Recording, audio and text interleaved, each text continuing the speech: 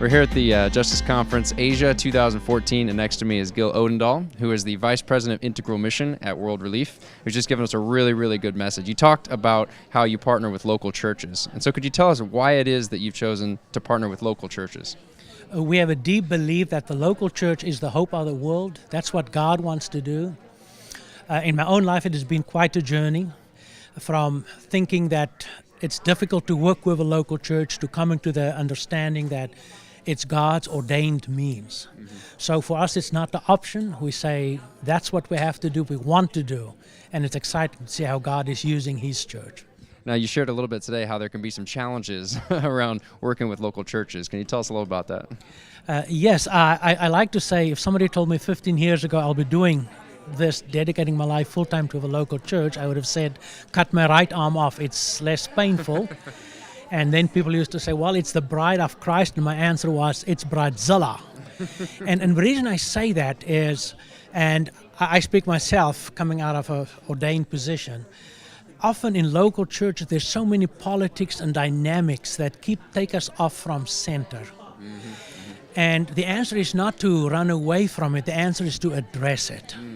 And the solution is not in perfect people, because we're all imperfect. But it's to come to the realization, and like in my case now, what I see with many churches happen where we work, when they come to the conclusion, for instance, they don't have a mission program, but the God of mission has a church. And how do we get in step with what God is doing? Then stuff gets exciting.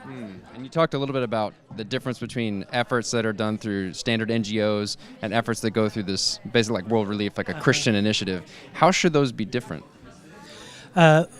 The two words I use is it has to be church-owned and not church-based. Right. When it's church-based, it's where an organization can come with a lot of money and personnel and say, we'll do it. And a local church, especially in the global south, will say, okay, use our facilities. And then maybe for 2 or 3 years, a ministry takes place, and once the money runs out or once the grant runs out and people leave, there's nothing left. If it's church-owned, it is a longer process, because now pastors has to be envisioned, church members has to be mobilized, and they mobilize other people, and I've been through that process. It's a wonderful process. What happened then is, like the one person told me, said, Dr. Gil, whether you come back or not, we don't care. We're going to take care of these orphans because this is God's heart, and we want to obey Him. That's amazing. Thank you so much, Gil, for being here at the Justice Conference, and we look forward to seeing you the next couple days, too. Thank you.